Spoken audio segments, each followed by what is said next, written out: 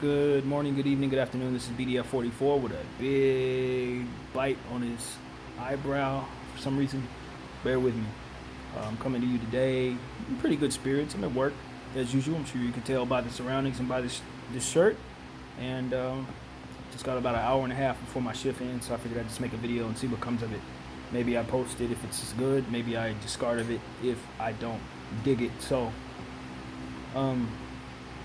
I've been on my racial topics recently, and I'm going to stay in that space since that's what is going on out there. Everybody's considering where they stand in regards to these issues. I'm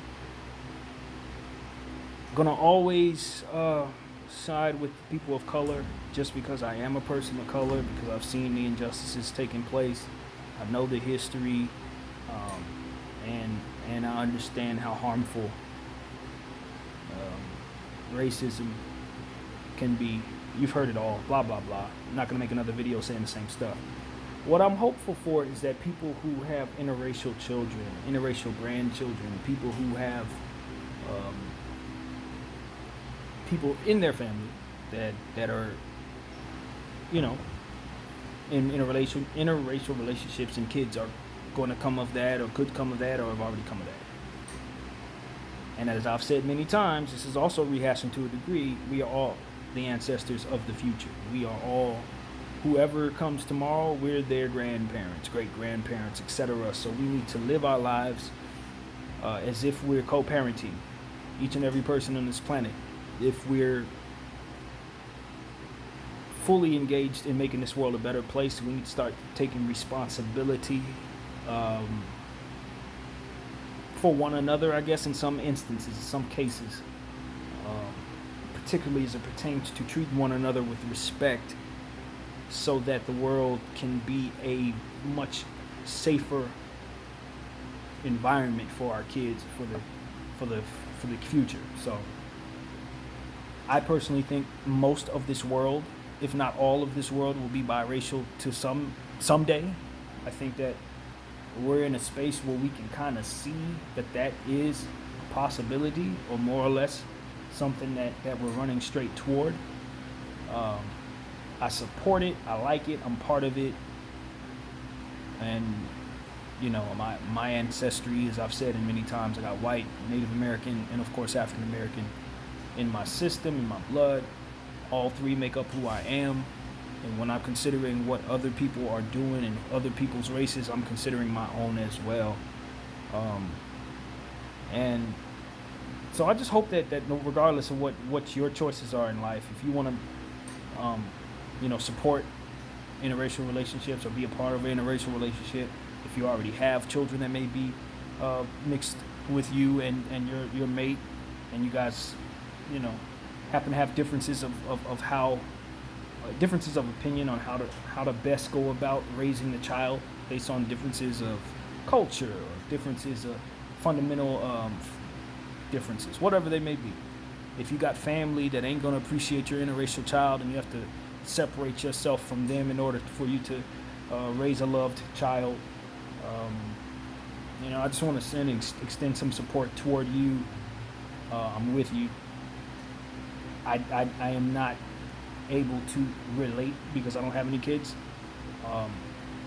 but I would like to think that someday I will be a dad, and if I have kids by a black woman, I'm still going to raise them with the same understanding, because maybe they decide to date interracially, maybe they end up having kids that have an interracial relationship and end up having grandkids that are mixed. I don't want them to grow up with a stigma upon them that they can't go forward in love and find both good and bad in every form and facet of life. You can find people of every race and every creed that are going to be supportive, and you're going to find people of every race and every creed who are just going to be awful, evil people.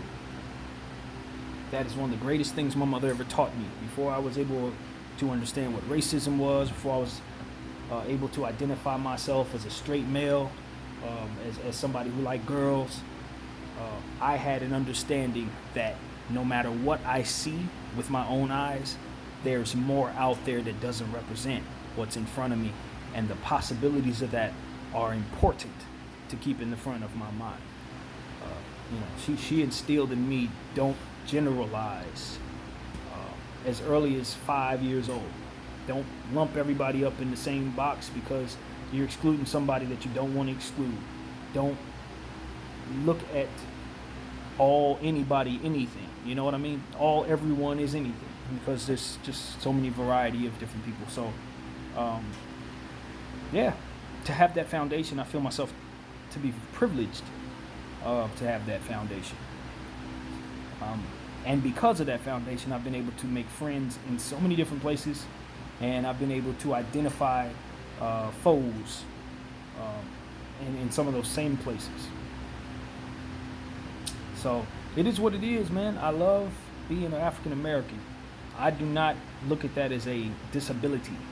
I do not look at that as a lesser than. I think that there's a responsibility that comes with being African American, black, of color, however else your black comes about.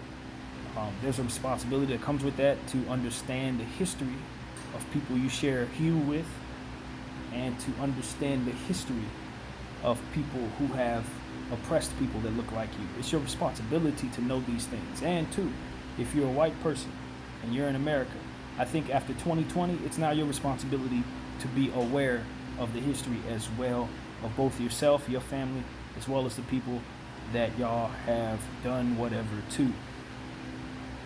And I say this as a black person who has white family members, Caucasian, mixed American family members, what have you. We have to hold ourselves accountable for whatever happens after this. Holding yourself accountable for what your ancestors did and all of that. There's an argument to be made for both sides of that. Some think you should, some think you shouldn't. I'm of the mindset that, as extreme and as crazy as this sounds, and this is extreme, logically, this adds up. Now, I don't support what I'm about to say. I don't think this is right, and we should not push for this. But there's no way I can convince myself that one makes sense without the other. So bear with me. This ain't how I feel. And this ain't right. It just adds up. If I do reparations to benefit me and my today for the suffering of my ancestors, and there's a big argument that I do deserve that, should not the grandkids and great-grandkids of slave masters have to pay for the sins of their ancestors? If reparations are due to me, isn't punishment due to them? Or in this case, in some cases, me. Honestly, I'm a direct descendant of a slave owner. Should I not be put in cages? Or should I not be in jail for what my ancestor did to my other ancestor? Like, if I'm to get paid and benefit from something that I did not experience, shouldn't they be punished for something that they didn't do? I don't think that benefits my community to ask that question. I don't. I think that reparations is something honorable to ask for, and I support receiving checks for not only myself, but for people who look like me, and for Native Americans and Mexican Americans as well. Even though they don't directly fall in line with the reparation aspect of it, they're still victims of long-standing white supremacist crimes, and they should all be paid. They should all have justice. But I don't think that we can convince ourselves of that blindly, while considering what fairness actually means and what it is that we're actually fighting for, which is equality, without posing this very, very difficult and very, very, very uncomfortable question, which is, shouldn't they be paying for that shit? Shouldn't that come out of the pockets of the people who put us in those circumstances? And I say us extremely loosely, knowing that I'm talking about my ancestors. So it's like, as a black person, I want my reparations. As a person on the sideline, if I were Spanish or if I were Asian, I would say this, what I just asked you. Okay, well, if they do some money, they should probably go to jail for that. Stands to reason. Because nobody was here for that. Nobody was here for that. We know it existed because the history allows us the opportunity to see it. We have countless amounts of evidence to show that these crimes were committed and that these things happened. We're here. So obviously we got here somehow. It adds up.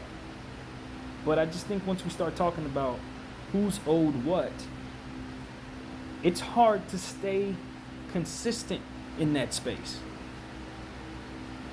It's just difficult to stay consistent in that space. That's the best way I know how to describe the thought. You know, and so it's hard, man. It's hard for me to, like, even on camera as I'm sitting here trying to say these words. It's hard to make sense of all of it, because at the end of the day, it doesn't make sense. There's no real simple solution to the problems that we have. I think the only thing that we can really truly grasp and understand to be true is that regardless of how we got here, we're all here now, and we've all been here for a while. So when I think about, should the whites give back the land to the Mexicans? Yes, but is it not the whites' land too at this point? Have they not done enough of their own here, regardless of the systematic racism and different imbalances and all of that stuff that is so true and on the forefront of our minds, that they've been able to benefit from and have on the back burner just in case they fall, it's a parachute on their back, you know, white supremacy can be.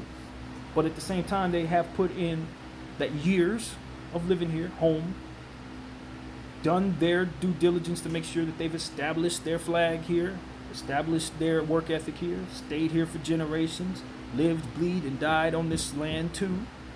And by now, even if it doesn't feel right to say it, it is their land now. It ain't only their freaking land, but it's theirs too. When we think about how long the Native Americans were on this land, and I don't know the history of that, but how long they were on this land before it was taken from them. Ill-gotten gain, mind you. It definitely is. I'll never say otherwise. It's ill-gotten gain. It was taken. We all know that. Christopher Columbus and his gang of terrorists came through and decimated the whole place. Took it, conquered it. However, this land was inhabited by the people who had it first. However long they put in the time on this land, it was established that they were home. And I believe that we have all since then established the same thing.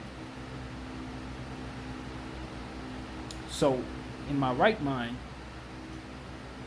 trying to be unbiased, trying to just step outside of myself and my own agenda and my own point of view so that I can understand others and try to be fair, which is what we're all shooting for. If I'm going to try to do that, then I have to admit they've established the fact that this is home for them.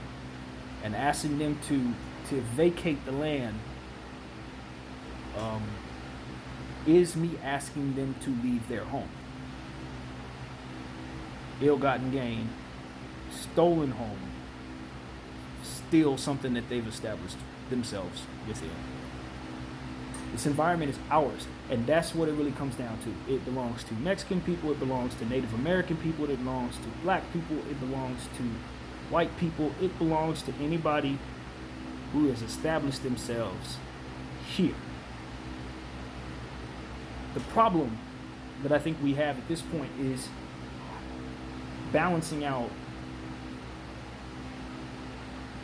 how to allow everyone to have the ability and the right to be here versus the whole immigration process and the particulars that come with the science that breaks down why this is a focal point of the American government. And I don't have those answers.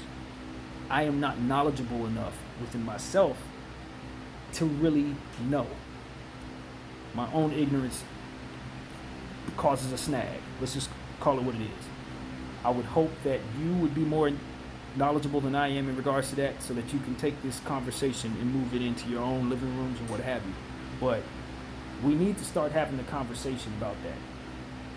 What's fair? And how do we establish fairness? when we have so many variables that don't add up.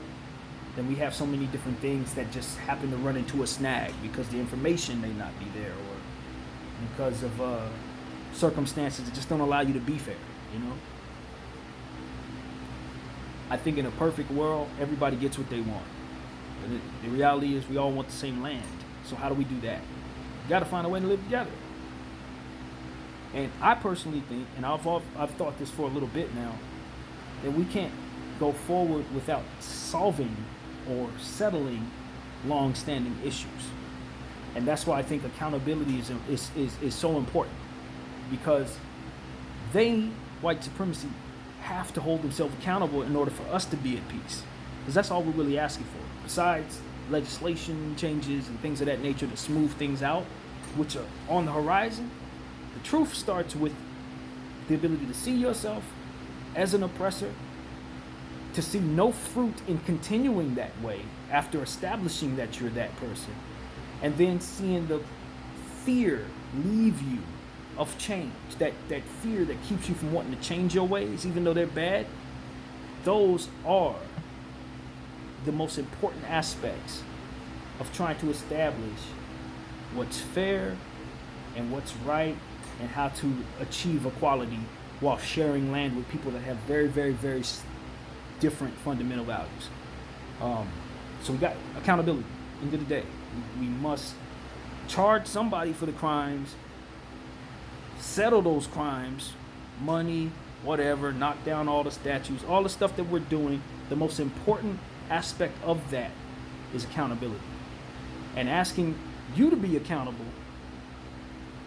I have to first establish within myself that it's possible to be held accountable within oneself. I can sit here and ask you to do all kinds of stuff. But if I can't be honest with myself and say that it's possible for these things to take place, then I'm just waiting for you to disappoint me, rather than hoping that something actually takes place that I can be happy with, which will lead us into war. So how do I convince myself that what I'm asking you to do is possible? By applying it to me first, and applying it to mine first. We must hold ourselves accountable for all that we need to hold ourselves accountable for, in order to effectively look at somebody else and say, you need to hold yourself accountable, and to know that it will be possible. You know, a lot of times we don't even go that far into our thinking. We just want what we want, we haven't gotten it, and we want to fight. But the reality is, if what we're asking for isn't literally possible, then you're just waiting to be disappointed. I don't want to be disappointed. I want to be clear and concise about what it is that I want, and then to have an understanding that I can get it. So hold yourselves accountable, people. Each and every one of you. See the fruit in doing so. We want them to hold themselves accountable, renounce all of their crimes, step away from their norms, do all this stuff that makes us feel like we're finally getting what we deserve. But my question to you is, are you willing to do the same within yourself? Is it possible to do that? And if it isn't possible, are you asking somebody to do something that they're not going to be able to do? Are you signing up for disappointment? Anyway, I think I've gotten to the bottom of everything I wanted to say. This video has gotten a little longer than I wanted to, and I received a text just now that kind of threw me off. But I hope everybody got my point. I raised some questions that I think could carry some conversations forward, and that's what I hope to do. I don't pretend to be the most knowledgeable person. I use the little that I know, and I try to analyze it and bring it to a level that makes sense to people, and hopefully you can do something with it. So that's what it is. My name is BDF44. Thanks for watching my little 20-minute video or so, and I am out. Thank you.